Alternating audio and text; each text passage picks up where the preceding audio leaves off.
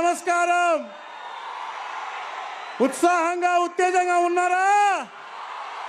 మన అధినాయకులు వారు వచ్చారు మన గుమ్మంకి.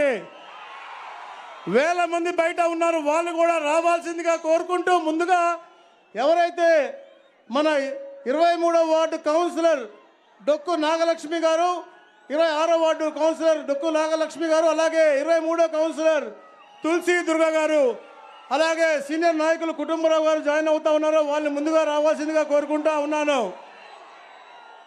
ముందు మీరు మాడతారా?